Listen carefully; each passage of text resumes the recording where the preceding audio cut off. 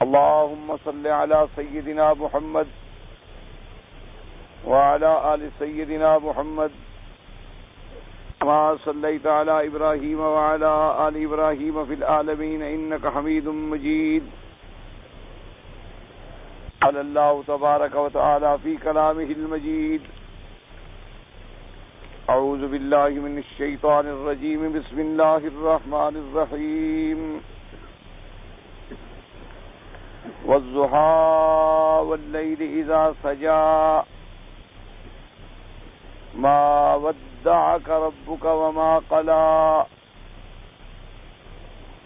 وللآخرة خير لك من الأولى ولسوف يعطيك ربك فترضى ألم يجدك يتيما فآوى ووجدك ضالا فهدى ووجدك عائلا فأغنى. اللہ تبارک و تعالی نے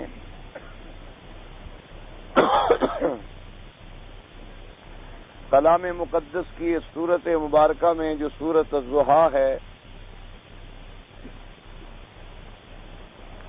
شان بیان فرمائی اپنے پاک نبی حضرت محمد مصطفیٰ صلی اللہ علیہ وعلا آلہ واصحابہ وسلم تسلیما کثیرا کثیرا. ایسا الحمدللہ سابقہ دروس میں آپ نے سنا ہے، پہلی دو آیتوں میں اللہ تبارک و تعالی نے قسم کھائی ہے، اور اس کے بعد جواب قسم میں 3 آیات ارشاد فرمائی گئیں جن میں تسلی ہے حضور پاک صلی اللہ علیہ وسلم کے دل کے لیے، اور جس میں رد ہے مشرکین مکہ کا جنہوں نے وحی کے رک جانے پر حضور صلی اللہ علیہ وسلم کی شان میں گستاخیاں کی، حضور پاک کی شان میں کوتاہی کی اور تانا دیا کہ اس کو اس کے رب نے چھوڑ دیا ہے، اب وحی اس پہ نہیں آتی. تو اللہ نے پہلے تو 2 چیزوں کی قسم کھائی تھی، ایک چڑھتے ہوئے دن کی، میں والضحیٰ مجھے قسم ہے چڑھتے ہوئے دن کی،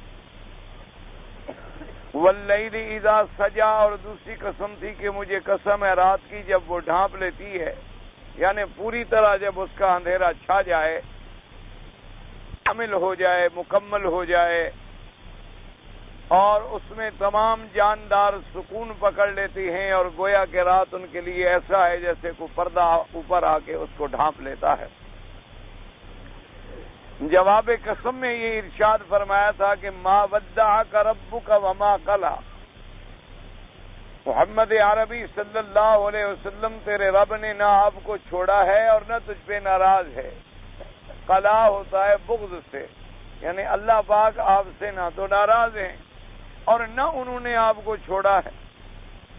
تو دوسری بات یہ فرمائی کہ وَلَلْآخِرَةُ خَيْرٌ لَكَ مِنَ الْأُولَىٰ، اور میرے پاک نبی آپ کی ہر بعد والی گھڑی جو ہے وہ پہلی گھڑی سے زیادہ بہتر ہے. یعنی آپ کے پاس نبوت تو اب بھی ہے لیکن وحی رکی ہوئی ہے، تو اب جب وحی آ رہی ہے تو بعد کی جو گھڑی ہے وہ پہلی گھڑی سے زیادہ بہتر. اور اسی طرح اب اسلام کے اندر کمزوری ہے اور بعد کے آنے والے زمانے میں قوت ہے، طاقت ہے، عزت ہے، عظمت ہے. دوسری بات یہ ارشاد، اور اسی طرح اس دنیا کی نعمتیں عارضی ہیں اور اصل نعمت جو ہے وہ دار آخرت کی ہے، جو نعمتیں ہمیشہ باقی رہنے والی ہیں اور جو کبھی ختم نہیں ہوں گی. اور اس کے بعد تیسری آیت میں فرمایا تھا کہ صرف یہ نہیں کہ آپ کی ہر گھڑی آنے والی بہتر ہے، بلکہ ہم وعدہ فرماتے ہیں، اللہ تبارک و تعالی نے وعدہ فرمایا اپنے پاک پیغمبر سے، وَلَسَوْفَ يُعْطِيكَ رَبُّكَ فَتَرْضَىٰ، ہم آنے والے دور میں، مستقبل میں آپ کو دیں گے ایسا اور اتنا دیں گے کہ آپ کو راضی کر دیں گے محمد مصطفیٰ صلی اللہ علیہ وسلم. تو اس سے بھی حضور صلی اللہ علیہ وسلم کی دنیا کی ترقی بھی موجود ہے کہ اللہ نے جو دنیا میں وعدہ فرمایا کہ لِيُظْهِرَهُ عَلَى الدِّينِ كُلِّهِ، ہم آپ کے دین کو پوری دنیا کے ادیان پہ غالب کر دیں گے، اور جو دنیا میں وعدہ فرمایا تھا اِنَّا لَنَنصُرُ رُسُلَنَا وَالَّذِينَ آمَنُوا فِي الْحَيَاةِ الدُّنْيَا، کہ میرے پیارے نبی ہمارا وعدہ ہے کہ ہم اپنے پاک پیغمبروں کی مدد کرتے ہیں اور ان کے ساتھ جو ایمان والے ہیں ان کی مدد کرتے ہیں، اور دنیا میں جو وعدہ فرمایا تھا کہ نصر من اللہ و فتح قریب، اور جو دنیا میں وعدہ فرمایا تھا کہ انا فتحنا لک فتحا مبینا، کہ ہم آپ کو فتح مبین عطا فرمائیں گے، ہم آپ کی زندگی میں مکہ بھی فتح ہوگا، بدر میں بھی آپ کی عزت و عظمت بڑھے گی، خندق میں بھی ہم آپ کے دشمنوں کو رسوا کر دیں گے، خیبر میں بھی ہم آپ کو فتح عطا فرمائیں گے، اور یہ تو دنیا میں ہم آپ کو دیں گے اور آپ کو راضی کر دیں گے، اور اسی طرح آخرت کے اندر جب سارے پیغمبر خاموش کھڑے ہوں گے تو صرف آپ کی شفاعت منظور کریں۔ اس لیے فرمایا وَلَسَوْفَ يُعْطِيكَ رَبُّكَ فَتَرْضَىٰ، اس لیے حدیث مبارک میں آتا ہے کہ میرے آقا خاتم الانبیاء حبیب کبریا حضرت محمد مصطفیٰ صلی اللہ علیہ وعلی آلہ واصحابہ وسلم تسلیما کثیرا کثیرا، آپ نے فرمایا کہ قیامت کا جب میدان ہوگا اللہ پاک مجھے ایسی نعمتیں دیں گے جو کسی کو نہیں ملی ہیں۔ صحابہ نے پوچھا، فرمایا سب سے پہلی نعمت تو یہ ہے کہ انا اول من یقرأ باب الجنہ، کہ سب سے پہلے جنت کا دروازہ میں کھولوں گا، اور اس کے بعد فرمایا انا اول شافع و اول مشفع، فرمایا سب سے پہلے شفاعت بھی میں کروں گا اور سب سے پہلے شفاعت بھی میری منظور ہوگی۔ اور حضور صلی اللہ علیہ وسلم نے فرمایا انا خطیبہم اذا سکتوا، میں قیامت والے دن جب سارے انبیاء چپ کھڑے ہوں گے تو بولنے والا صرف میں ہوں گا، فرمایا تمام انبیاء نفسی نفسی کہہ کے خاموش کھڑے ہوں گے، صرف اس وقت بھی اگر کسی کو بولنے کی اجازت ملے گی تو محمد مصطفیٰ ہوں گے۔ اسی طرح حضور پاک نے فرمایا حوض کوثر پہ بھی میں اپنی امت کو پلاؤں گا پانی، اور اسی طرح حضور پاک نے فرمایا کہ میرے اللہ نے جنت میں میرے لیے جو منزلہ اور جو مقام مرتب فرمایا ہے وہ کسی کو نہیں ملے گا، کیونکہ اللہ کا وعدہ ہے کہ وَابْعَثْ مَقَامًا مَحْمُودًا، مقام محمود جو ہے وہ سب سے اعلیٰ مقام ہے جنت کا، اور وہ بھی اگر ملے گا تو صرف حضور پاک صلی اللہ علیہ وسلم کو ملے گا۔ اور اسی طرح حضور صلی اللہ علیہ وسلم نے فرمایا کہ اللہ تبارک و تعالی میری شفاعت جو ہے وہ میری امت کے گناہ گاروں میں قبول فرمائیں گے، کیونکہ قاعدہ یہ ہے کہ حضور کی امت سب سے زیادہ جنت میں جائے گی۔ حضور صلی اللہ علیہ وسلم کی صحیح حدیث مبارک ہے، آپ نے صحابہ سے ارشاد فرمایا تھا ارجو من اللہ ان تکونوا ربع اہل الجنہ، میں اپنے اللہ سے امید کرتا ہوں کہ جنت میں چوتھا حصہ میری امت ہوگی۔ صحابہ بڑے خوش ہوئے، اللہ اکبر کا، حضور نے فرمایا ارجو ان تکونوا نصف اہل الجنہ، فرمایا میں اللہ سے امید کرتا ہوں کہ ساری حضرت آدم سے لے کر قیامت تک آدھی جنت کے اندر جو ہے وہ میری امت ہوگی۔ صحابہ بہت زیادہ خوش ہوئے۔ اس کے بعد حضور نے فرمایا مجھے امید ہے کہ اللہ تبارک و تعالیٰ دو حصے میری امت ہوگی اور ایک حصہ سارے انبیاء کی امتیں ہوں گی۔ حضور صلی اللہ علیہ وعلا آلہ واصحابہ وسلم تسلیما کثیرا کثیرا، اور اسی طرح آپ نے فرمایا کہ اللہ تبارک و تعالی جنت والوں کی 120 صفیں بنائیں گے قیامت کے دن میں، 120 صفوں میں وہ لوگ کھڑے ہوں گے جن کو جنت کے پروانے ملیں گے۔ تو آپ نے فرمایا کہ تم خوش ہو جاؤ، ان میں 80 صفیں جو ہیں وہ امت محمد مصطفیٰ ہوگی صلی اللہ علیہ وعلا آلہ واصحابہ وسلم تسلیما کثیرا۔ اللہ کے کروڑوں صلاۃ و سلام ہوں ہمارے آقا پر۔ اور حضور نے فرمایا پھر یہ بھی میری امت کی خصوصیت ہے کہ میری امت میں سے اللہ تبارک و تعالی یدخلون الجنت 70,000 بغیر حساب، 70,000 میری امت کا بندہ جو ہے وہ تو بغیر حساب کے جنت میں داخل ہوگا۔ اور اسی طرح ایک روایت میں ہے، آپ نے فرمایا کہ اس 70,000 میں ہر 1000 کے ساتھ پھر 70,000 ہوگا جو اللہ تبارک و تعالی جنت میں داخل فرمائیں گے۔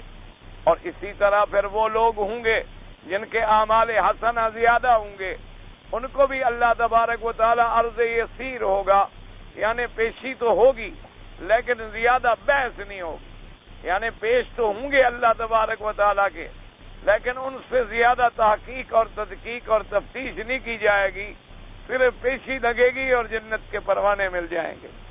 لیکن کچھ لوگ حضور کی امت کے ایسے ہوں گے جن کو ان کے گناہوں کی وجہ سے، جن کو ان کے سیئات کی وجہ سے، ان کے اعمال سیئہ کی وجہ سے جہنم میں بھیجا جائے گا تاکہ وہ اپنے گناہوں کی سزا کاٹیں، پھر ان کو بھی اللہ تبارک و تعالی حضور پاک کی شفاعت سے نکالیں گے۔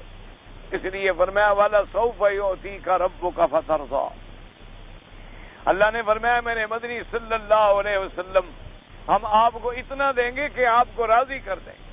لیکن ایک بات یاد رکھیں، صحیح حدیث مبارک میں آتا ہے حضور پاک ہر گناہگار کی شفاعت کریں گے، لیکن جو لوگ مشرک ہیں ان کے لیے شفاعت کا سوال ہی پیدا نہیں ہوتا، کیونکہ یہ قاعدہ ہے کلی یا نص قطعی ہے اللہ کے قرآن کی کہ ان اللہ لا یغفر ان یشرک بہ ویغفر ما دون ذلک لمن یشاء۔ اللہ فرماتے ہیں کہ تحقیق یہ پکی بات ہے، اللہ ہرگز نہیں بخشیں گے ان لوگوں کو جنہوں نے اللہ کی ذات کے ساتھ شریک کیا، اللہ تبارک و تعالیٰ کی ذات کے ساتھ انہوں نے اور آلہہ کی عبادت کی، اللہ کی ذات کے سوا انہوں نے کسی غیر کو بھی مشکل کشا سمجھا، اللہ کے سوا انہوں نے کسی غیر کو بھی حاجت روا سمجھا، اللہ کے سوا انہوں نے غیر کو بھی عبادت سجدے کے قابل سمجھا، اللہ تبارک و تعالیٰ کے سوا انہوں نے ان کو بھی نفع اور نقصان دینے والا سمجھا۔ ان مشرکین کا ٹھکانہ جو ہے وہ جہنم میں ہوگا۔ اور اسی طرح یاد رکھیں کہ حضور پاک کسی بدعتی کی بھی سفارش نہیں کریں گے، یعنی مشرک کی شفاعت کا تو سوال ہی پیدا نہیں ہوتا۔ اسی طرح جو لوگ مشرک تو نہیں ہیں لیکن بدعت کرتے ہیں، بدعت کا کیا معنی ہوتا ہے کہ کوئی ایسا عمل کیا جائے دنیا میں جس عمل کی بنیاد قرآن میں بھی نہ ہو، سنت میں بھی نہ ہو اور اجماع صحابہ میں بھی نہ ملے، کوئی دین کا کام جو ہے وہ نیا کتنے سے کتنا بہتر کیوں نہ نظر آئے، لیکن اگر اس کی بنیاد قرآن میں نہیں ملتی، فرمان محمد مصطفیٰ صلی اللہ علیہ وسلم میں بھی نہیں ملتی اور اجماع صحابہ میں بھی ہمیں نہیں ملتی، تو اس کو کہا جاتا ہے بدعت۔ اور اس کے بارے میں صحیح فرمان پاک ہے، فرمایا من احدث فی امرنا ھذا ما لیس منہ فہو رد، کہ جو آدمی میری شریعت میں، میری امت میں شریعت اسلام کے بعد کوئی دین میں نئے نئے طریقے نکالے، چاہے وہ کتنے خوبصورت طریقے کیوں نہ ہوں۔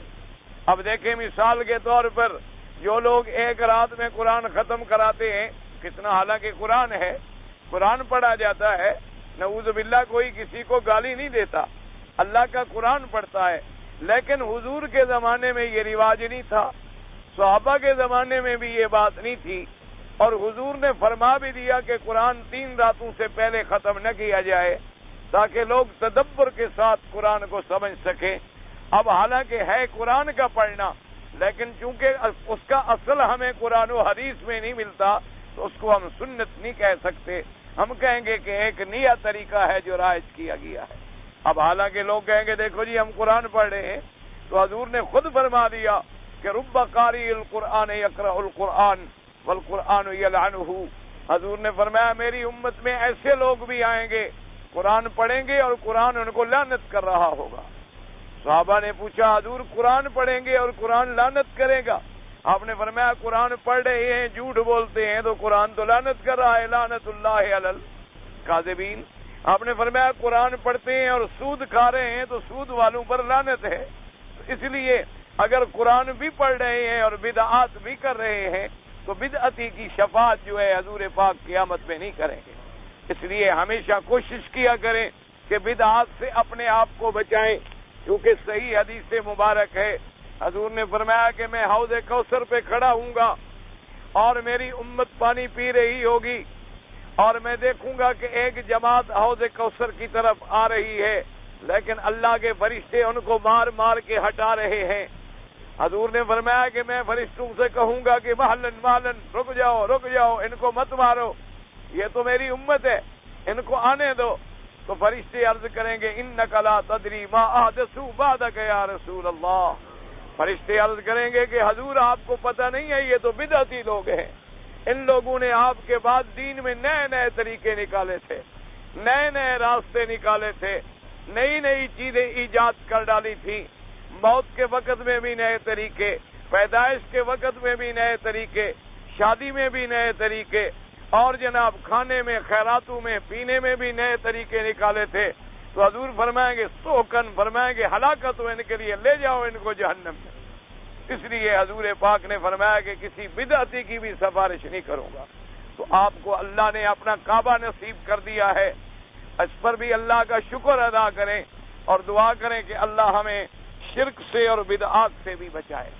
مشکل یہ ہے کہ آج کل بدعتوں کا اتنا رواج بن گیا ہے کہ وہ بدعت دین بن گئی ہے اور سنت کو کوئی جانتا بھی نہیں، یعنی بدعتوں کو اتنا رواج دے دیا گیا ہے، اتنا ان کا عام کر دیا گیا ہے۔ اللہ تبارک و تعالی معاف فرمائے۔ اب آپ دیکھیں کہ آدمی مر جائے تو مرنے سے ہی بدعات شروع ہو جاتی ہے۔ پہلے اس کے کفن پہ کلمے لکھے جاتے ہیں، کبھی ان کے کفن کے اوپر قرآن رکھ کے ساتھ دفن کیا جاتا ہے، کبھی ان کو قرآن اوپر ان کے پھرایا جاتا ہے۔ یہ سب بدعات ہیں جن کا کوئی تعلق نہیں ہے اللہ کے قرآن و حدیث سے۔ پھر اس کے بعد جب اس کو نماز پڑھیں گے تو پھر جنازوں کے بعد دعائیں شروع ہو جائیں گی، پھر جب اس کو دفن کریں گے تو اذانیں شروع ہو جائیں گی۔ یہ سب بدعات ہیں، ان کا قرآن و حدیث میں کوئی تعلق نہیں ہے۔ اگر اس کا کوئی تعلق ہوتا تو سب سے پہلے حضور پاک صلی اللہ علیہ وسلم حکم فرماتے۔ اب اس کے مرنے کے چند دن گزریں گے، پھر کل خانیاں آ جائیں گی کہ تیسرے دن کل ہے اور 7 جمعراتے ہیں اور پھر چیلم ہے اور پتہ نہیں کیا کیا بلائے ہیں۔ یہ تمام چیزیں جو ہیں بدعات ہیں، ان کا اللہ کے دین کے ساتھ کوئی تعلق نہیں ہے۔ اس لیے ایسی بدعات سے اپنے آپ کو بچائیں اور اپنے آپ کو غلام بنائیں حضرت محمد مصطفیٰ کا صلی اللہ علیہ وعلا آلہ واصحابہ وسلم تسلیما کثیرا۔ یعنی اندازہ کریں کہ سنت پہ چلنا چاہے ایک چھوٹی سی سنت ہو لیکن اس کا کتنا بڑا اجر ہے۔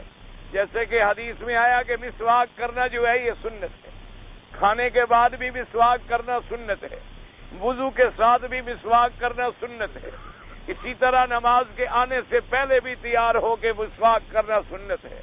حضور نے فرمایا نیند سے اٹھو تو مسواک کرنا سنت ہے۔ اب مسواک سے کتنا بڑا فائدہ ہے، فرمایا مطہرۃ للفم ومرضات للرب، کہ یہ تمہارے منہ کو بھی صاف کر دیتا ہے اور تمہارے رب کو بھی راضی کر دیتا ہے۔ علماء نے لکھا ہے کہ صرف مسواک کرنے کا اتنا فائدہ ہے، اس کے 70 فائدے ہیں، اور ایک فائدہ یہ ہے کہ جو اس سنت پہ عمل کرنے والا ہوگا اس کا خاتمہ ایمان پہ ہوگا۔ تو اب آپ اندازہ کریں کہ حضور کی چھوٹی سنت پہ بھی عمل کریں تو اللہ تبارک و تعالی خاتمہ ایمان پہ فرما دیتے ہیں، اور بڑی سی بڑی بدعت پہ عمل کریں تو اللہ کے نبی سے دور ہو جائیں گے اور شفاعت سے بھی محروم ہو جائیں گے۔ اس لیے دعا کریں اللہ کسی کو شفاعت سے محروم نہ کرے، اللہ ہر مسلمان کو سنت پہ چلنے کی توفیق دے۔ ان 3 چیزوں کے بعد پھر اللہ نے اپنی نعمتوں کا ذکر فرمایا۔ یہ تو تسلی تھی نا، حضور صلی اللہ علیہ وسلم کی پریشانی کو دور کر دیا گیا۔ اللہ تبارک و تعالی نے حضور کا اطمینان کر دیا کہ میرے مدنی صلی اللہ علیہ وسلم نہ تو تیرے رب نے تجھے چھوڑا ہے اور نہ تو اس سے ناراض ہے، اور ہر آنے والی گھڑی پہلی گھڑی سے آپ کے لیے بہتر ہے، اور اتنا ہم آپ کو دیں گے کہ ہم آپ کو راضی کر دیں۔ یہاں تک تسلی ہو گئی۔ اب اللہ اپنی نعمتیں یاد فرماتے ہیں۔ تو پہلی نعمت کیا تھی؟ الم یجد کا یتیمن فآوا۔ اللہ نے فرمایا میرا مدنی کیا آپ کو ہم نے یتیم نہیں پایا پھر آپ کو ٹھکانہ دیا؟ تو جب ہم نے آپ کے بچپن میں حفاظت کی، جب آپ کی ہم نے ولادت کے وقت حفاظت کی، بعد الولادت حفاظت کی، زمانہ رضاعت میں حفاظت کی، جب ہم نے آپ کی بچپن میں حفاظت کی، آپ کو ٹھکانہ دیا، تو اب جب آپ ہمارے نبی بن گئے، آپ کے سر پہ رسالت و نبوت کا ہم نے تاج رکھ دیا ہے، تو اب آپ کو ہم چھوڑ دیں گے؟ ہم نے تو آپ کو بچپن میں بھی نہیں چھوڑا، ہم نے تو آپ کو اس وقت بھی نہیں چھوڑا جب آپ یتیم مکہ تھے، جب آپ اکیلے تھے، ماں مر گئی تھی، باپ مر چکا تھا، عبد المطلب بھی مر گیا، ابی طالب بھی مر گیا، لیکن ہم نے آپ کی حفاظت کی، آپ کو ٹھکانہ دیا۔ کبھی بی بی خدیجہ کو آپ کا غلام بنا دیا، کبھی صدیق کو آپ کے دروازے پہ جھکا دیا۔ تو جب ہم نے اس وقت آپ کی حفاظت کی ہے تو اب ہم آپ کو چھوڑ دیں گے؟ الم یجد کا یتیمن فآوا. اب اگلی آیت پہ آپ غور کریں. اور دوسری اللہ نے انعام کیا فرمایا؟ فرمایا ووجدک ضالا ووجدک ضالا فہدی. فرمایا اور تاکہ پایا ہم نے آپ کو حیران، پھر ہم نے آپ کو ہدایت کی. تو یاد رکھیں یہاں لفظ ضال آ گیا.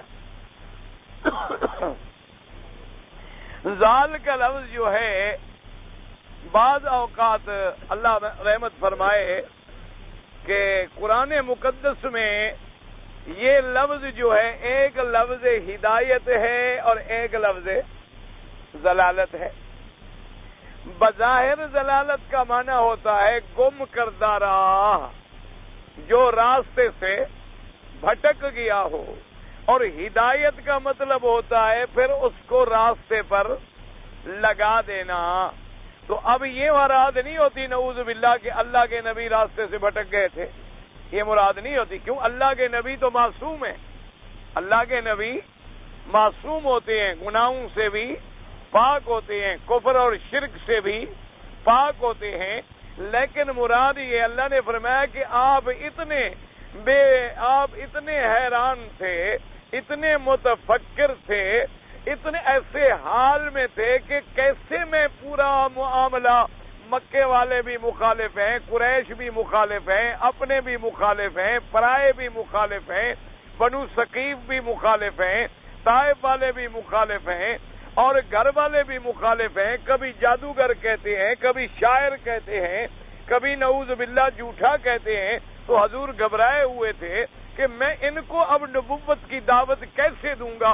اللہ نے فرمایا پھر ہم نے آپ کی وہ پریشانی دور کر کے آپ کو نبوت کے راستے پہ نہیں ہدایت کر کے چلا دیا. مراد یہ تھا، ورنہ یہ نہیں ہوتا نعوذ باللہ اللہ معاف کرے کہ نبی گمراہ ہوں. اللہ کے نبی گمراہی سے پاک ہوتے ہیں، اللہ کے نبی گناہوں سے پاک ہوتے ہیں، معصوم ہوتے ہیں.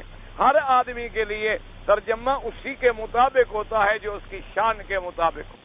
اور بعض علماء نے فرمایا کہ نہیں، جیسے یتیم ہونے کا ذکر آیا تھا نا، الم یجدک یتیمن فآوا ووجدک ضالا فہدی.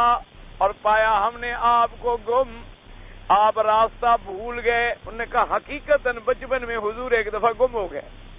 انہوں نے کہا واقعہ یہ ہے کہ ایک دفعہ حضور صلی اللہ علیہ وسلم آپ بچپن میں، آپ کا بچپنا تھا، ابتدائی زمانہ تھا، آپ جو باہر تشریف لے گئے تو آپ راستہ بھول گئے. آپ راستہ جب بھول گئے، اب عبد المطلب جو ہے پریشان ہے، حضور مل نہیں رہے. حتیٰ کہ بعض لوگوں نے عبد المطلب کا بڑا مشہور ایک قصیدہ بھی نقل کیا ہے کہ عبد المطلب نے ڈھونڈا کہ حضور کہاں ہیں، پتہ نہ لگے.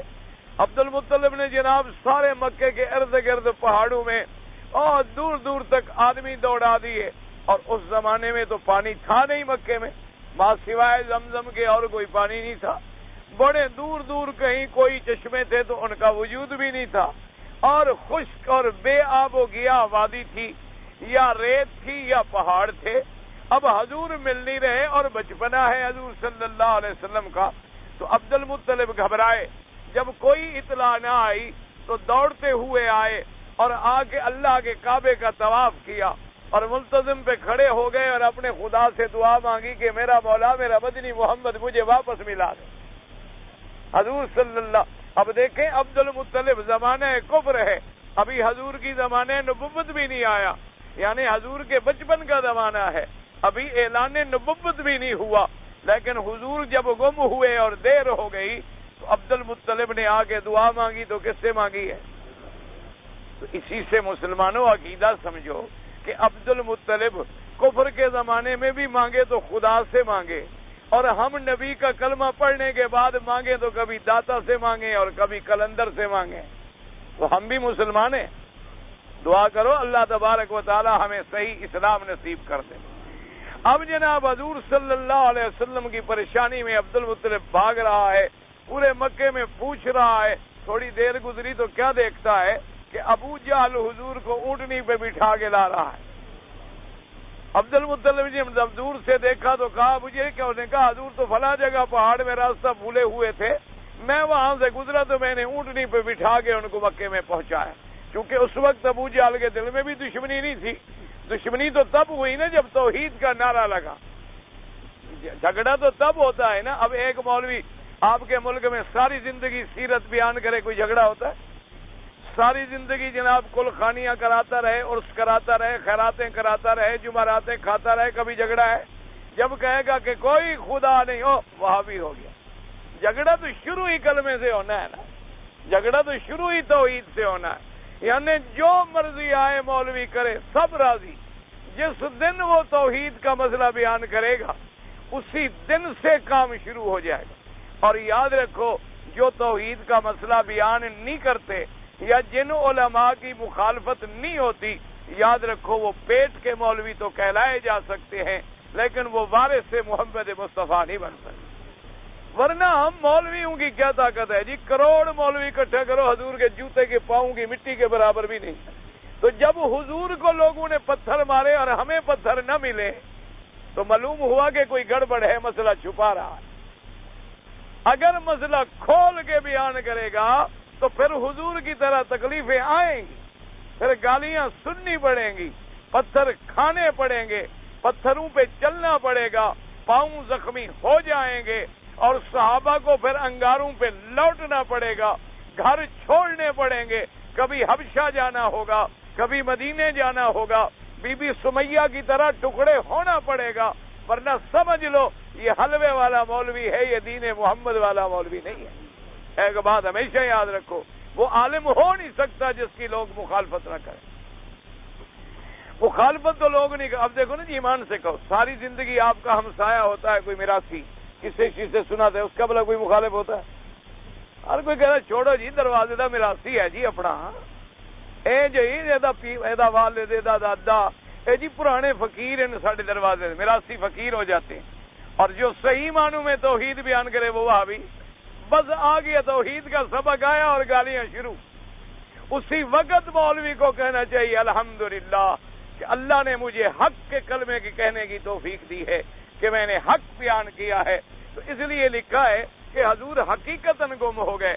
تو اللہ نے فرمایا میرا مدنی، جب آپ بچپن میں گم ہو گئے تو ہم نے راستے پہ پہنچا دیا، اور پہنچایا بھی ایسے کہ تیرے دشمن ابو جہل کو بھیجا. کیونکہ جب ہم پھر بچانا چاہتے ہیں تو پھر فرعون کے گھر میں موسیٰ کو رکھتے ہیں. موسیٰ علیہ السلام کو فرعون کے گھر میں رکھا کہ فرعون خود اٹھا کے موسیٰ علیہ السلام کو کھلاتا تھا، خود گود میں اٹھا کے پھرتا تھا، اور جناب اپنی بیوی کے خوش کرنے کے لیے موسیٰ علیہ السلام کے لیے کھلونے لے کے آتا تھا. حتیٰ کہ کتابوں میں لکھا ہے ایک دن موسیٰ علیہ السلام کو خوشی میں آ کے جو گود میں اٹھایا نا جی، انہوں نے داڑھی پکڑ کے مارا منہ پہ تھپڑ. تو پھر نبی کا کام تو نبی والا ہوتا ہے نا، چاہے بچہ ہو یا بڑا ہو. تو بدبخت کو خیال آیا، فوراً اتارا موسیٰ علیہ السلام کو اور بیوی کو بلایا. کہتا ہے وہ جو بچہ جو مجھ سے ملک چھینے کا معلوم ہوتا ہے یہی ہے. اس نے کہا عقل کی بات ہے، بادشاہ ہو کچھ سمجھو، چھوٹا بچہ ہے، اس کو کیا پتا تمہاری داڑھی کا. تمہاری داڑھی شاڑی میں وہ موتی لگاتے تھے نا، ہار شار پہنتے تھے، اور داڑھیوں میں بھی ہیرے ویرے لگایا تھا. انہوں نے کہا موتی شوتی دیکھے ہوں گے، پکڑ لیا ہوگا. اس نے کہا چلو پکڑ لیا، تھپڑ کیوں مارا؟ چلو بھی ان کو تو موتی سمجھ کے پکڑ لیا، لیکن مجھے تھپڑ جو مارا ہے. انہوں نے کہا نہیں تمہیں خام خواہ خیال آ رہا ہے، تم ایسا کرو کہ ایک بڑی دست میں لال ہیرے موتی رکھ دو اور ایک میں انگارے رکھ دو. موسیٰ علیہ السلام کو دور سے چھوڑ دو. تو چلتے تھے نا پاؤں پاؤں، تو ان کو دور سے چھوڑو. دیکھو اگر وہ اٹھاتا ہے موتی تو پھر تو تمہیں بھی تھپڑ اس نے پہچان کے مارا ہے، اور اگر وہ انگارہ اٹھا لے تو پھر سمجھ آ گئی کہ بچہ ہے، اس کو تو یہ بھی پتہ نہیں ہے وہ انگارے اور لال میں کوئی فرق نہیں کر رہا. اس نے کہا تمہاری بات بڑی معقول ہے. فوراً جناب لال منگوا لیے، انگارے جلوا لیے، دونوں کو بالکل ٹھیک ٹھاک کر کے برابر رکھ دیا اور دور سے موسیٰ علیہ السلام کو چھوڑا. تو کتابوں میں آتا ہے موسیٰ علیہ السلام سیدھے موتیوں کی طرف جا رہے تھے.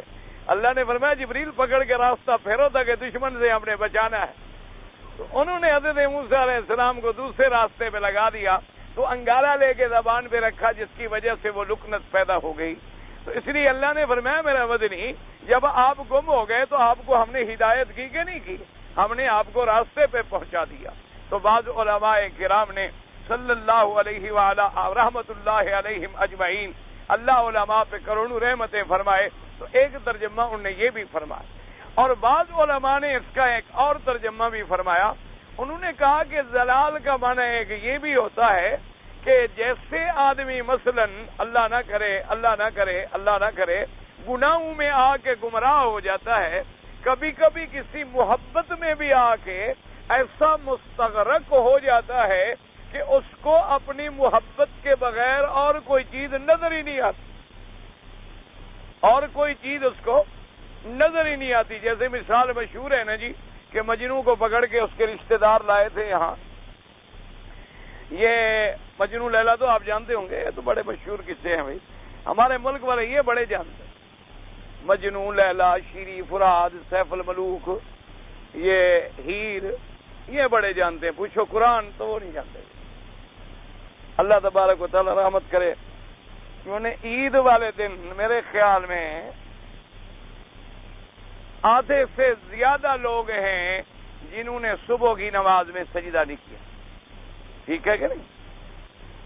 اگر ہم مسلمان ہوں، ایک آدمی مجھے کہنے لگا کہ جی یہاں کے مولوی اعلان کیوں نہیں کر دیتے کہ آج سجدہ ہوگا؟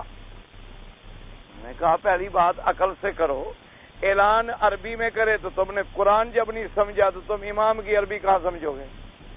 صحیح ہے کہ اعلان عربی میں کرے، اردو میں کرے، سندھی میں کرے، پشتو میں کرے، انگریزی میں کرے، پیچھے تو ہر قسم کی مخلوق کھڑی ہے، کس کس زبان میں اعلان کرے؟ عید کی نماز تک تو اعلان ہوتا رہے، فجر کی نماز سورج کے بعد پڑھی جائے۔ اور اللہ کے بندے، اگر ہم لوگ دین سے تعلق رکھتے، اگر ہمیں پتا ہوتا کہ میرا پاک نبی حضرت محمد مصطفیٰ جمعہ کے دن فجر کی نماز میں پہلی رکعت میں سورت سجدہ اور دوسری رکعت میں سورت الدار پڑھا کرتے تھے، اگر ہمیں حضور کی سنت کا پتہ ہوتا تو ہم کیوں غلطی کرتے؟ ہم نے کبھی حضور کی سنت سیکھی نہیں، اور یہاں کے لوگ تو یہ کوشش کرتی ہیں کہ آج عید کا دن ہے اور اللہ نے 2 عیدیں اکٹھی کر دی ہیں کہ جمعہ بھی ہو گیا اور عید بھی ہو گئی اور لاکھوں کا مجمع ہے، چلو آج ہم ان سے سنت پہ عمل کروا دیں تاکہ سب کو سنت نصیب ہو جائے۔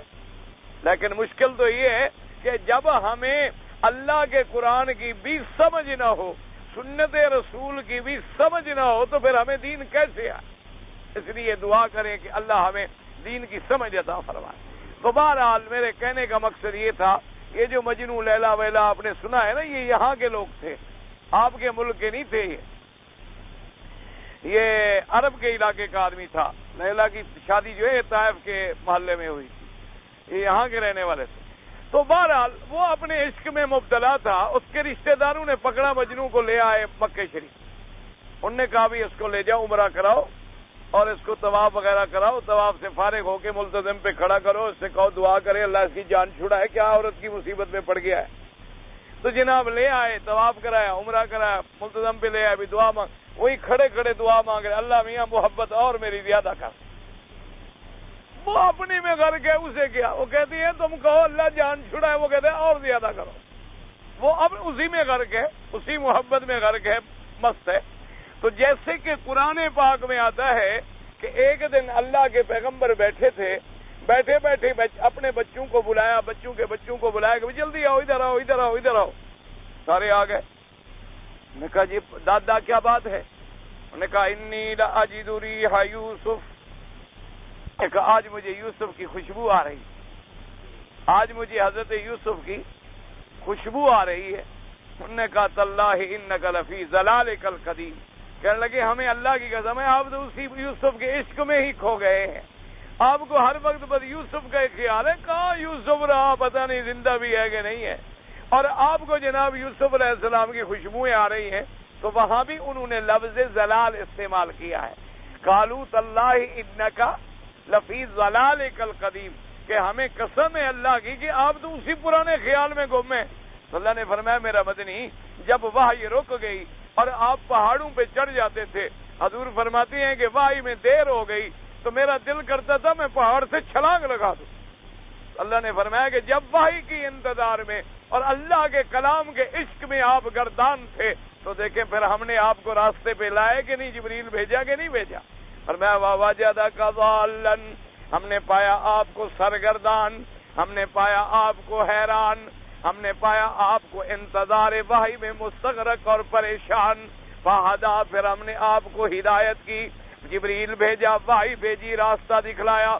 اور بعض علماء نے فرمایا کہ وہی ترجمہ اول جو ہے، ما کنت تدری مل کتاب ولا الایمان، اللہ تبارک تعالیٰ نے فرمایا میرا مدنی، جب تک میں نے قرآن نہیں اتارا تو آپ کو قرآن کا بھی پتہ نہیں تھا، جب تک میں نے اپنے احکام نہیں اتارے تو آپ کو احکام کا پتہ بھی نہیں تھا، جب تک میں نے ایمان کے قواعد اور اصول اور جزیات اور تفصیلات بیان نہیں فرمائی تو آپ کو پتہ نہیں تھا۔ جیسے یوسف علیہ السلام کے قصے میں فرمایا، نحن نقص علیک احسن القصص بما اوحینا الیک ھذا القرآن وَإِن كُنتَ مِن قَبْلِهِ لَمِنَ الْغَافِلِينَ، میرا مدنی ہم نے آپ پہ بہترین قصہ بیان کیا یوسف کا، ورنہ آپ کو تو یوسف علیہ السلام کے قصے کا پتہ بھی نہیں تھا، آپ تو غافل تھے، آپ کو تو علم میں بھی نہیں تھا کہ یوسف علیہ السلام پہ کیا بھی تھی۔ تو نے فرمایا کہ یہاں بھی اللہ نے ارشاد فرمایا وَوَجَدَكَ ضَالًّا فَهَدَىٰ، تو اللہ تبارک و تعالیٰ نے اپنی وحی کے ذریعے اپنے پاک پیغمبر کی ہدایت کا، اور یہ قاعدہ ہوتے ہیں، ایک بات یاد رکھیں، ایک آدمی پہلے بھی ہدایت میں، اب نماز جب آپ پڑھتے ہیں تو نماز میں کیا کہ اہدینا الصراط المستقیم، کیا معنی ہوتا ہے کہ طلب ہدایت کرتے ہیں کہ یا اللہ ہمیں سیدھا راستہ دکھا۔ سیدھے راستے پہ تو آپ کھڑے ہیں، نماز جو پڑھ رہے ہیں، مسلمان ہیں، سیدھے راستے پر تو کھڑے ہیں، لیکن معنی یہ ہوتا ہے کہ اللہ ہمیں اسی راستے پہ ثابت قدم فرما تاکہ ہماری موت بھی ایمان پہ آئے۔ تو نبی تو پہلے بھی ہدایت پہ ہوتے ہیں، لیکن اللہ مزید راستے کھول دیتے ہیں، ان کے لیے مزید تفصیلات آ جاتی ہیں، ورنہ اللہ کے پیغمبر جو ہیں یاد رکھیں وہ شرک سے بھی پاک ہوتے ہیں، وہ گناہوں سے بھی پاک ہوتے ہیں، وہ معصوم ہوتے ہیں، تاکہ کوئی دشمن ان کے وجود پر،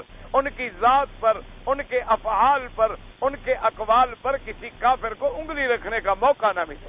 آپ دیکھیں نا جی، حضور کے مکے والے سارے دشمن تھے کہ نہیں تھے، لیکن کوئی دشمن میرے مدنی کے کردار پہ حملہ نہیں کر سکا، آپ کی ذات پہ حملہ نہیں کر سکا، آپ کی صداقت پہ حملہ نہیں کر سکا، آپ کی امانت پہ حملہ نہیں کر سکا۔ جب بھی کسی دشمن سے پوچھا انہوں نے کہا سچا بھی ہے، امانت والا بھی ہے، صادق بھی ہے، امین بھی ہے، اس لیے کہ انبیاء کی ذات جو ہے معصوم ہوتی ہے۔ اب دیکھیں یہ دو نعمتیں اور پھر تیسری نعمت فرمایا وَوَجَدَكَ عَائِلًا فَأَغْنَىٰ، میرا نبی محمد مصطفیٰ صلی اللہ علیہ وسلم، ہم نے پایا آپ کو فقیر، عائلًا مانا کثرت عیال والا ہوتا ہے، مانا ہوتا ہے فقیر، عائل کہتے ہیں جس کے بچے بہت زیادہ ہوں، تو مانا یہاں یہی ہوتا ہے کہ فقیر۔ فَأَغْنَىٰ، پھر ہم نے آپ کو غنی کر دیا، کیونکہ اب حضور صلی اللہ علیہ وسلم آمنہ کے لال جب پیدا ہوئے ہیں تو حضور کے گھر میں تو دیا بھی نہیں جل رہا، حضور صلی اللہ علیہ وسلم کے گھر کے اندر تو دیا بھی نہیں جل رہا، اور پھر حضور صلی اللہ علیہ وسلم نے مکے والوں کی بکریاں بھی چرائیں، حضور صلی اللہ علیہ وسلم کے گھر میں نہ دولت ہے، نہ دنیا ہے، نہ درائم ہے، نہ دنانیر ہے، نہ کوئی مال ہے، نہ کوئی کثرت مال ہے۔ اللہ نے فرمایا ہم نے پایا آپ کو فقیر، پھر ہم نے آپ کو غنی کر دیا۔ غنی کر دیا کیسے غنی کر دیا؟ اللہ نے ظاہری بھی غنی کر دیا اور باطنی بھی غنی کر دیا۔ حضور ظاہری طور پر بھی غنی تھے اور باطنی طور پر بھی غنی تھے، دل کے بھی غنی تھے اور ہاتھ کے بھی غنی تھے۔ اس لیے حدیث پاک میں آتا ہے، صحابہ فرماتے ہیں رضوان اللہ علیہم اجمعین، کہتے ہیں حضور کی طبیعت کی سخاوت کا یہ عالم تھا کہ کبھی آپ کی زبان پہ ہم نے لا سنا ہی نہیں، یعنی کبھی آپ نے یہ کسی نے کہا ہو کہ حضور مجھے کوئی چیز دے دیں، آپ نے کہا لا نہیں، کہتے ہم نے نہیں تو سنی نہیں نا۔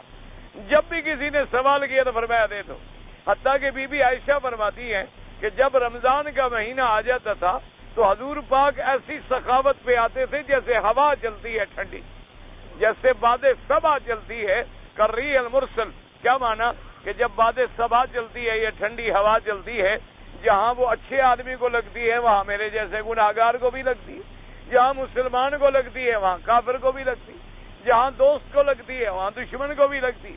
تو حضور کی سخاوت کا بھی یہ عالم ہوتا تھا کہ جو کچھ آ رہا ہے لٹا رہے ہیں، جو آ رہا ہے لٹا رہے ہیں۔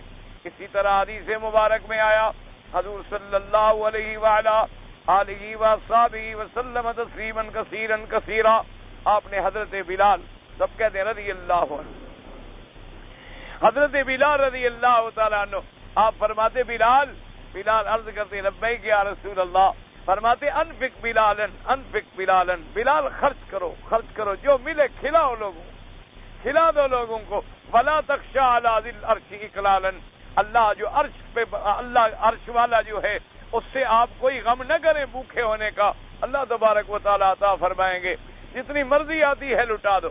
اللہ نے فرمایا میرا مدنی صلی اللہ علیہ وسلم وَوَجَدَكَ عَائِلًا فقیر، باعتبار جماعت بھی کمزور۔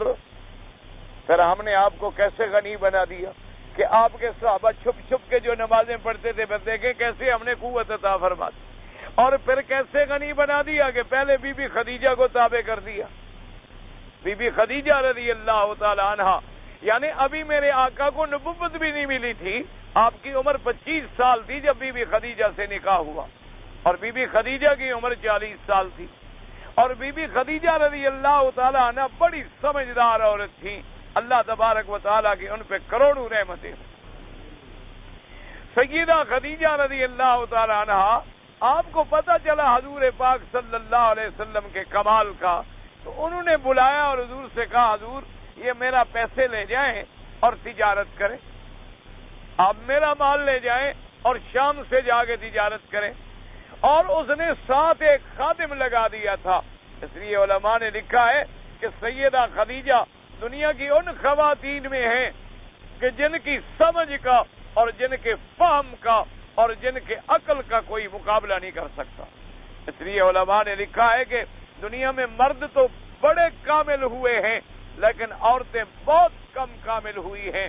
ایک ان میں بی بی مریم ہے، اور ایک ان میں حضرت شعیب پیغمبر کی بیٹی ہے، اور ایک سیدہ خدیجہ رضی اللہ تعالی عنہا ہے۔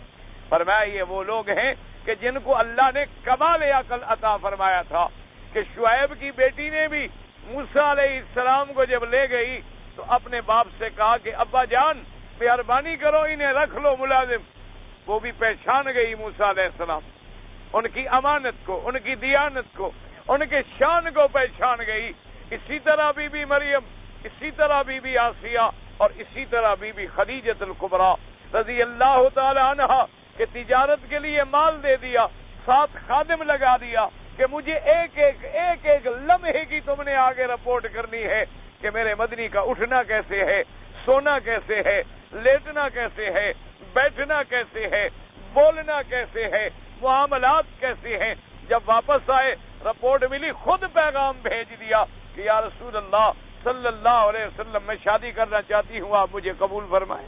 تو یہ ان کی پہچان تھی کہ وہ نور نبوت کو پہچان گئے، ان کو سمجھ آ گئی کہ حضور صلی اللہ علیہ وسلم کی شان ہو۔ اسی لیے حدیث مبارک میں آتا ہے کہ جب وحی آئی اور حضور پریشان ہو کے تشریف لائے تو سب سے پہلے بی بی خدیجہ نے کہا کلا لا یخزیک اللہ ابدا، اس نے کہا محمد عربی آپ نہ گھبرائیں، مجھے خدا کی قسم ہے اللہ آپ کو کبھی رسوا نہیں کریں گے، انک تصل الرحم، آپ رحم رشتہ داروں کا خیال رکھتے ہیں، آپ یتیموں کی رکھوالی کرتے ہیں، آپ مسکینوں کی دستگیری کرتے ہیں، آپ فقیروں کی مدد کرتے ہیں، آپ ہر وقت کار خیر میں ہیں، آپ کو خدا کہاں چھوڑے گا۔ تو اس کے بعد اللہ نے فرمایا ہم نے غنی کر دیا۔ پھر سیدنا ابی بکر صدیق جو مکے کا سب سے بڑا تاجر، ساری دولت حضور کے قدموں میں ڈھیر کر دی۔ جو غلام مسلمان ہوتا اور جس کو مکے والے تکلیف پہنچاتے حضرت ابو بکر جا کے خرید کر کے آزاد کر دیتے کہ جاؤ حضور کی خدمت میں رہو اور دین سیکھو۔ اللہ نے فرمایا کہ دیکھو ہم نے کیسے آپ کو غنی کر دیا، پھر ہم نے آپ کو مکے سے مدینے بھیجا، اوس اور خزرج کے قبائل کو غلام بنا دیا، پھر ہم نے بدر میں فتح دی، ہم نے خندق میں فتح دی، ہم نے خیبر میں فتح دی، ہم نے آپ کو طائف میں فتح دی، پورے عرب کو آپ کے سر نگوں کر دیا، اور اموال غنیمت کے ڈھیر آپ کے قدموں میں لگا دیے. ہم نے آپ کے دشمن بنو نذیر اور بنو قینقاع جو یہودیوں کے قبائل تھے مدینے میں، ان پر آپ کو غلبہ دیا اور ان کے تمام اموال کو مال فے بنا کے آپ کے قدموں میں ڈھیر لگا دیا. تو میرا مدنی، آپ جب فقیر تھے ہم نے نہیں چھوڑا، آپ جب یتیم تھے ہم نے نہیں چھوڑا، آپ جب راستہ بھولے تھے ہم نے نہیں چھوڑا، اب نبی بنا کے آپ کو چھوڑ دیں گے؟ اس لیے بات کو سمجھیں تاکہ پچھلی آیات کے ساتھ جوڑ لگے کہ ما ودعک ربک ما ودعک ربک وما کلا، تیرے رب نے تجھے نہیں چھوڑا ہے میرا مدنی. جب آپ یتیم تھے پھر بھی ہم نے آپ کو ٹھکانہ دیا، جب آپ بھولے آپ کو ہدایت کی، اور جب آپ فقیر تھے آپ کو غنی کر دیا. جب ان حالتوں میں ہم نے آپ کو نہیں چھوڑا تو اب نبوت کا تاج پہنا کے آپ کو ہم چھوڑ دیں گے؟ فرمایا ما ودعک ربک وما قلا. اور اسی طرح دیکھیں کہ پہلے تسلی میں بھی 3 آیتیں تھیں. ما ودعک ربک وما قلا وَلَلْآخِرَةُ خَيْرٌ لَكَ مِنَ الْأُولَىٰ وَلَسَوْفَ يُعْطِيكَ رَبُّكَ فَتَرْضَىٰ. اچھا، اب انعام میں بھی اللہ نے کتنی آیتیں گنائی ہیں؟ 3. أَلَمْ يَجِدْكَ يَتِيمًا فَآوَىٰ وَوَجَدَكَ ضَالًّا فَهَدَىٰ وَوَجَدَكَ عَائِلًا فَأَغْنَىٰ. ترتیب قرآن دیکھیں. اچھا، آگے حکم بھی 3 دیے، اس کے بعد جو حکم ہے وہ بھی 3 دیے ہیں. زندگی باقی انشاءاللہ تو بات باقی، کیونکہ پھر میرے دوستوں کے سوال رہ جاتے ہیں اور وہ دوسرے دن پوچھنے والا بیچارہ ضروری نہیں کہ موجود ہو. کہتا ہے جی مسجد کے اندر اگر ہم کسی کو خیرات دیں تو جائز ہے؟ بالکل جائز ہے. طواف اور نماز کے دوران نظر جو ہے نیچے رکھیں ادب کے ساتھ، نماز میں ہلیں جلیں نہیں، مسواک پہلے کرنا چاہیے نماز کے اندر نہیں، چھوٹی بڑی داڑھی نہیں، داڑھی سنت کے مطابق کم از کم ایک قبضہ 1 مشت کے برابر. خانہ کعبہ کی طرف چونکہ پاؤں کرنا جو ہے یہاں کے عرف میں توہین نہیں سمجھا جاتا، ہمارے ملک میں توہین سمجھا جاتا ہے. بہرحال اگر آپ کے چونکہ آداب کے خلاف ہے آپ تو نہ کیا کریں، ورنہ قاعدہ ہے کہ جب مردے کو بھی گزاریں تو پاؤں ادھر ہوں، اس لیے کہ جب کھڑا ہوگا تو سیدھا کھڑا ہوگا، اور اگر پاؤں ادھر ہوں جب کھڑا کریں گے تو کعبے کی طرف پشت ہوگی. اس لیے عرب کے اندر یہ منع نہیں ہے. ہمارے ہاں جو کہ رواج ہے کہ بے ادبی، ہم تو جی باپ کی طرف پاؤں نہ کرو، اور جناب ادھر پیر صاحب کا گھر ہے ادھر بھی پاؤں نہ کرو، اور اس طرف انہوں نے کہا کعبہ شریف ہے ادھر بھی نہ کرو، اس کا اس طرح انہوں نے کہا مدینہ شریف ہے ادھر بھی نہ کرو، انہوں نے کہا اس طرف، انہوں نے کہا جی نہ کربلا شریف ہے ادھر بھی نہ کرو، انہوں نے کہا ادھر، انہوں نے کہا سارے شریف میں میں کھڑا رہوں، پھر آخر میں کہاں یہ ہوں. قرآن مجید کو سرانہ بنا کے رکھنا منع ہے، رکن یمانی کو ہاتھ لگانا سنت ہے، چومنا منع ہے. جو سنتیں لوگوں نے چھوڑ دی ہیں ان کو زندہ کیا جائے تو واقعی اللہ پاک 100 شہیدوں کا ثواب عطا فرمائیں گے. نماز جنازہ کے بعد 1 سلام پھیرتے ہیں، 2 سلام بھی حدیث میں موجود ہیں اور 1 سلام بھی موجود ہے. اس لیے یہ علماء یہ کرتے ہیں کہ باقی نمازوں میں 2 سلام پھیرتے ہیں، جنازے میں 1 پھیرتے ہیں تاکہ حضور کی دونوں حدیثوں پہ عمل ہو جائے. لہذا آپ 1 پھیریں تو کوئی بات نہیں اور 2 پھیریں تو کوئی بات نہیں. یہ لڑائی جھگڑے والے مسئلے ہی نہیں ہیں، یہ تو افضل اعلیٰ اولا کی باتیں ہیں، اس کے علاوہ کوئی بات نہیں. آپ 2 پھیریں گے انشاءاللہ آپ کو کوئی نہیں پکڑتا. اگر وہ 1 پھیرتے ہیں تو آپ بھی اعتراض نہ کریں کہ حدیث مبارک میں موجود ہے. ویسے بھی قاعدہ ہے کہ جب نماز میں آدمی 1 جانب سلام پھیر لے تو نماز پوری ہو جاتی ہے. بعد میں لکھ کر حضرت کہتا ہے جی ہم نے حج افراد کرنا ہے تو حج افراد جب ہم کریں تو یہاں سے طواف کر کے صفا مروہ دوڑ کے جائیں؟ نہیں، نہ کوئی طواف ہے نہ کوئی صفا ہے. آپ نے حج کرنا ہے 8 تاریخ کو 2 رکعت پڑھیں، احرام باندھیں اور سیدھا مینا چلے جائیں، کوئی طواف نہیں کوئی صفا نہیں. آپ نے 10 تاریخ کو آ کے طواف بھی کرنا ہے اور صفا مروہ بھی دوڑنی ہے. یاد رکھیں، یہ تو بعض کتابوں میں ہوتا ہے کہ کوئی بیمار ہے، کوئی بوڑھا ہے، کوئی حاملہ عورت ہے، تاکہ پھر رش ہوگا تو پہلے اگر طواف کر کے صفا مروہ دوڑ لے تو 10 کو آ کے صرف طواف کرے گا، اس کو صفا نہیں دوڑنی پڑے گی. وہ تو بیماروں کے لیے صرف گنجائش ہے، یہ نہیں کہ ہر آدمی ایسا کرے.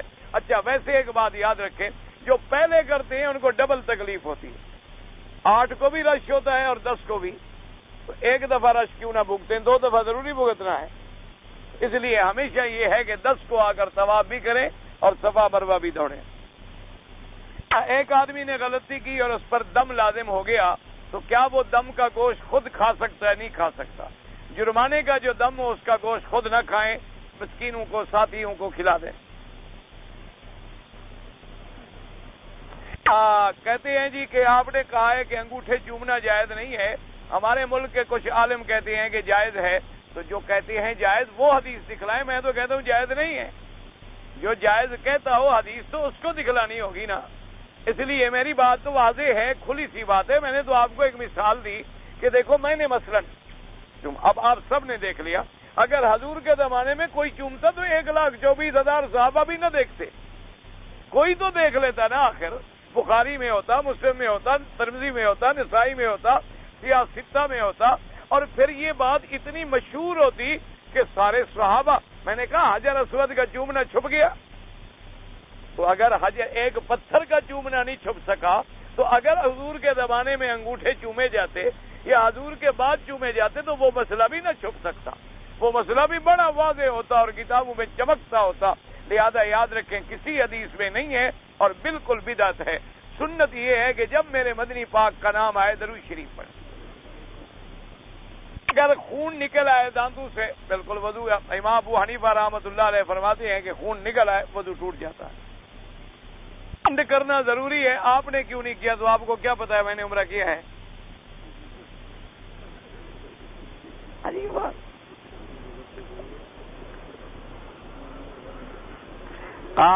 بنو شیبہ کے آدمی تھے جن کو چابی دی گئی، تقریباً میرے نام دماغ میں نہیں، شاید ان کا نام عثمان تھا۔ آیت، اللہ نہ کرے میں نام بھول گیا ہوں۔ اکثر لوگ کہتے ہیں کہ 7 طواف کرو تو 1 عمرے کا ثواب ہوتا ہے، یہ کسی کتاب میں نہیں لکھا ہوا، یہ لوگوں کے خود قصے گھڑے ہوئے ہیں۔ کہتا ہے کہ طواف میں ہم احتیاط تو کرتے ہیں لیکن بعض اوقات عورتوں کو ہاتھ لگ جاتا ہے، اللہ نیتوں کو اور دلوں کو جانتا ہے، اپنی طرف سے آپ پوری بچنے کی کوشش کریں، لیکن اگر غلطی ہو جائے تو اللہ جانتے ہیں کہ ہم نے آمدن ہاتھ نہیں لگایا۔ میرے 2 بیٹے ہیں حافظ قرآن، بالکل اللہ سب کو قرآن نصیب فرمائے جی۔ میں چاہتا ہوں کہ آپ کے طالب علم بالکل آپ پڑھیں، ہمارے یہاں تو کوئی پابندی نہیں، اللہ کے لیے پڑھانا ہے، جو پڑھنا چاہے حاضر۔ آبان میں جس نے عمرہ کیا ہے اس پر حج کی بکری ہوگی نہیں ہوگی؟ طواف زیارت کرنے کے لیے جب آئیں گے حج کا تو صفا مروہ بھی دوڑنی ہوگی، بالکل دوڑنی ہوگی، جیسے عمرے میں طواف بھی ہے اور صفا بھی ہے، اسی طرح جب حج کا احرام باندھو گے تو اس میں بھی طواف بھی ہے اور صفا بھی ہے۔ حج کے مسئلے تو ابھی تم نہ پوچھو، ایک میں آپ کو مشورہ دوں، اس لیے کہ حج میں ماشاءاللہ ابھی 1.5 مہینہ باقی ہے، اور مجھے تجربہ ہے کہ ہمارے حاجیوں کو یہ مسئلہ جو بتلاؤ نا یہ دروازے کے باہر بھول جاتے ہیں، اس لیے حج کے مسئلے حج کے قریب۔ اور ایک بات میں بتلا دوں کہ ہر زبان میں حج کی کتابیں موجود ہیں، آپ وہ کتابیں لیں، ان کو بار بار پڑھیں، اور جو چیز سمجھ نہ آئے وہاں نشان لگا دیں، وہی مسئلہ پوچھیں جو آپ کو سمجھ میں نہ آئے، آپ ان کو باقاعدہ یاد کریں تاکہ جس مقصد کے لیے آپ آئے ہیں آپ کا حج سنت کے مطابق ادا ہو۔ ہر زبان میں کتاب موجود ہے، آپ پڑھے ہوئے نہیں ہیں تو کسی پڑھے لکھے کے ساتھ بیٹھ جائیں کہ بھائی مہربانی کرو تم اپنے مسئلے بھی یاد کرو اور مجھے بھی ذرا سمجھا دو، اور مشکل کوئی ہے ہی نہیں، مشکل کوئی کیا، حج کیا ہوتا ہے؟ 8 تاریخ کو غسل کر کے ہم نے احرام باندھنا ہے، ٹھیک ہے جی، مینا جانا ہے، مینا میں 5 نمازیں پڑھنی، اور 9 تاریخ کو عرفات جانا ہے، عرفات میں ہم نے ظہر اثر پڑھنی، رات کو مزدلفہ آنا ہے، مغرب عشاء ہم نے وہاں پڑھنی، 10 کو آگے بڑے شیطان کو کنکری مارنی ہے، اس کے بعد قربانی کی، سر مڑایا، احرام کھول دیا، مکے میں آئے، طواف کیا، صفا مروہ دوڑے، حج ہو گیا۔ حج میں کون سا ایسا مسئلہ ہے، کون سی ایسی پرابلم ہے جو حل ہی نہیں ہوتی؟ اس لیے بہرحال آپ کتابیں پڑھیں، مسئلے پڑھتے رہیں، چھوٹی چھوٹی باریکیوں میں نہ پڑھیں، وہ جب ضرورت پڑے تو کسی عالم سے پوچھ لیں تاکہ آپ کا حج جو ہے وہ صحیح ہو جائے۔ دم کا گوشت خود نہ کھائے۔ بعض علماء کہتے ہیں کہ فاتحہ نہ پڑھنے سے نماز نہیں ہوتی، بہرحال امام ابو حنیفہ رحمۃ اللہ علیہ کے نزدیک امام کے پیچھے جب آدمی ہو تو امام کی فاتحہ مقتدی کے لیے بھی کافی ہو جاتی ہے۔ البتہ امام شافعی رحمۃ اللہ علیہ فرماتے ہیں کہ ہر نماز میں مقتدی بھی فاتحہ پڑھے، اور یہاں کے جو امام احمد ابن حنبل رحمۃ اللہ علیہ ہیں وہ فرماتے ہیں کہ اگر اس کو قرآن سنائی دے رہا ہے، یعنی امام پڑھ رہا ہے، وہ سن رہا ہے، تو فاتحہ نہ پڑھے، اور اگر نہیں سن رہا تو پھر فاتحہ پڑھے۔ اس جھگڑے میں آپ نہ پڑھیں۔ الحمدللہ اللہ سب کی نمازیں منظور و مقبول فرماتے ہیں۔ آپ کوشش یہ کریں جو باہر کھڑے رہتے ہیں نہ فاتحہ پڑھتے ہیں نہ نماز پڑھتے ہیں، آپ ان کو اندر لانے کی کوشش کریں۔ ان مسائل میں آپ نہ الجھیں۔ الحمدللہ ثم الحمدللہ تمام ائمہ کے پاس احادیث محمد مصطفیٰ ہے۔ امام ابو حنیفہ رحمۃ اللہ علیہ نے بھی اگر کہا ہے تو ایسے نہیں کہہ دیا۔ حضور کی ایک حدیث مبارک ہے کہ جس کا امام ہوتا ہے، امام کا پڑھنا جو ہے وہ مقتدی کا پڑھنا ہے۔ ایک آدمی نے شوال میں عمرہ کیا تو تمتع ہو جائے گا، رمضان میں عمرہ کیا تو مفرد رہے گا۔ ایک آدمی غریب ہے، حج پہ آیا ہوا ہے تو وہ قربانی نہیں کر سکتا، تو کوئی بات نہیں، جو رمضان میں آگے ان پہ قربانی ہے ہی نہیں۔ اگر شوال میں آیا پھر بھی غریب ہے، اسلام تو بڑا آسان ہے، 3 روزے حج میں رکھ لو، 7 روزے گھر جا کے رکھ لینا، بکری کی کوئی ضرورت نہیں۔ 3 ایام فی الحج و7 اذا رجعتم تلک عشرۃ کاملہ، یہ تو قرآن میں بھی مسئلہ موجود ہے۔ حضور کی کتنی بیٹیاں تھیں؟ 4 بیٹیاں تھیں۔ شادیاں حضور صلی اللہ علیہ وسلم کی بیٹیوں کی ابتدائی زمانے میں قریش سے ہوئی تھی۔ اس وقت کوئی شریعت میں منع نہیں تھا، کافروں سے نکاح جائز تھے۔ جب حضور نے ہجرت کی تو پھر حکم آیا کہ اب کسی کافر کے ساتھ نکاح نہ کیا جائے، تو حضور صلی اللہ علیہ وسلم نے وہ حکم پڑھ کے سنا دیا، اور ایک داماد حضور کے پھر اسلام لے آئے، اور اس کے بعد پھر حضور صلی اللہ علیہ وسلم کی 2 بیٹیوں کی شادی سیدنا عثمان سے ہوئی رضی اللہ تعالی عنہ۔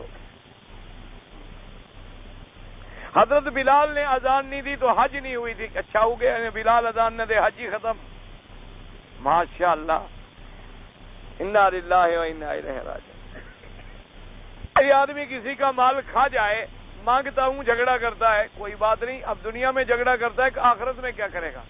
یہ تمہیں وہی کام آئے گا، وہاں زیادہ فائدہ ہوگا۔ یہاں تو تمہیں پیسے دے گا، وہاں نیکیاں دینی پڑیں گی، اس لیے کوئی بات نہیں ہے۔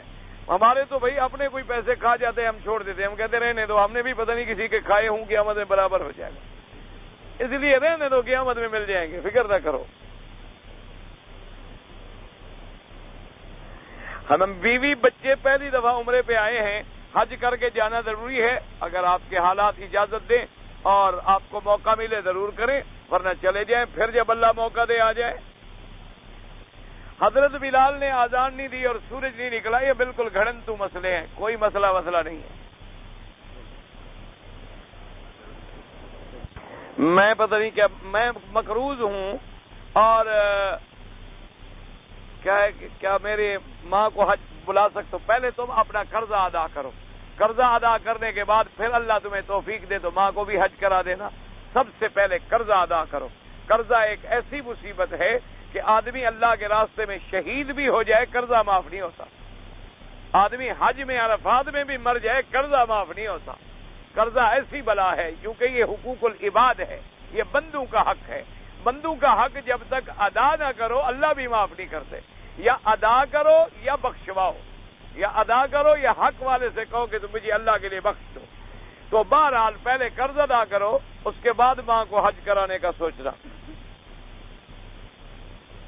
میری ماں، ایک عورت میری ماں ہے، اگر وہ آئے محرم نہ ہو، اگر بوڑھی ماں ہے کوئی بات نہیں، جوان عورت جو ہے وہ بغیر محرم کے سفر نہ کرے۔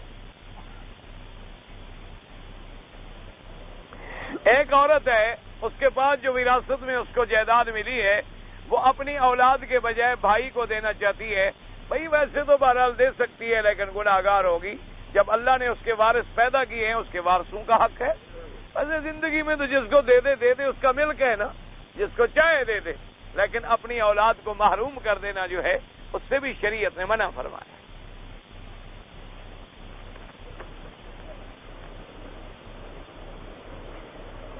میاں بیوی آپس میں خوش ہے، نماز نہیں پڑھتے، نکاح ٹوٹ جاتا، نکاح ٹوٹ جاتا تو بغیر نکاح کے لوگ خوش نہیں ہیں، بغیر نکاح والے تو زیادہ خوش ہیں۔ تنگ تو نکاح والے ہیں غریب کہ ان پر نہیں. میں خدا کے بندے امام احمد ابن حنبل رحمۃ اللہ علیہ کا فتویٰ ہے اور وہ فتویٰ بھی حدیث مبارک کے مطابق ہے کہ من ترک الصلاۃ متعمدا فقد کفر.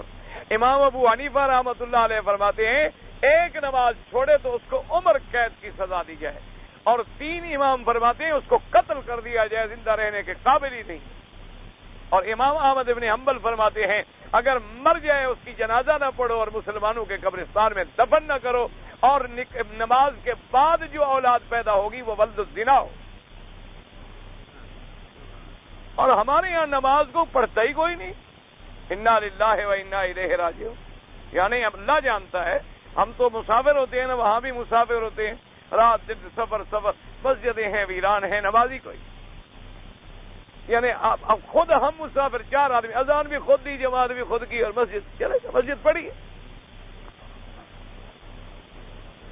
میں نے 5,000 روپے میں نے مسجد کے لیے 5,000 دیے تھے. اس نے مسجد کے ساتھ دارالعلوم کی لائبریری پر خرچ کر دی. اپنی رہائش پر خرچ کیے ہیں تو قیامت میں پکڑا جائے گا. اور مسجد کے لیے دیے تھے تو لازم تھا کہ مسجد پہ خرچ کرتا, ادھر ادھر نہ کرتا. اب آپ کی مرضی, آپ اس کو بخش دیں یا اس کو کہیں کہ واپس کرے یا وہ پیسے مسجد پہ لگائے.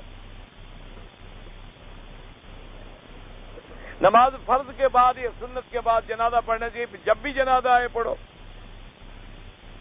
ہم بھی کسی کا جنازہ پڑھیں گے تو کوئی ہمارا بھی پڑھے گا.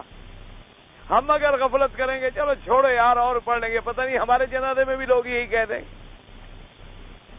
طواف کرنا چاہتا ہوں, طواف آپ اپنے لیے کیا کریں اور پھر جس کے لیے چاہیں اس کے لیے دعا کر دیا کریں. میں حج کرنا چاہتا ہوں, اگر عمرہ کر لوں ان دنوں کے اندر, اگر آپ عمرہ کرنا چاہتے ہیں تمتع ہو جائے گا, پھر آپ کو حج کی بکری دینی ہوگی. جو رمضان کے بعد عمرہ نہیں کریں گے ان کا حج مفرد ہوگا, ان پر حج کی بکری ضروری نہیں ہوگی. مغرب سے پہلے اگر ہم 2 رکعت پڑھ لیں اذان کے بعد کوئی بات نہیں. اگر جدے میں ٹھہر گیا وہاں سے احرام باندھ گیا ٹھیک ہے, پھر کوئی جرمانہ نہیں. ہم جب پاکستان سے آئے ہیں تو ہم نے یہاں آ کر 28 روزے رکھے ہیں, تو آپ 2 روزے پورے کریں نا جی. ماہ رمضان کا چاند اگر, ماہ شوال کا چاند اگر مکے میں آ جائے تو قربانی اس پہ واجب.